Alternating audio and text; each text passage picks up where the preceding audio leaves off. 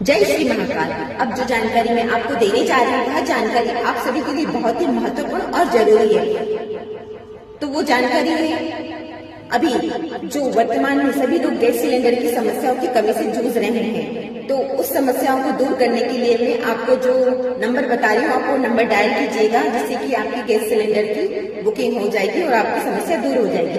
अगर आप Bharat gas use करते हैं तो उसकी बुकिंग के लिए आपको नंबर डायल करना होगा 1800224344। अगर आप HP गैस यूज करते हैं तो आपको उसके लिए नंबर डायल करना होगा 9222201122। अगर आप इंडियन गैस यूज करते हैं तो उसके लिए आपको नंबर डायल करना होगा 7588888824।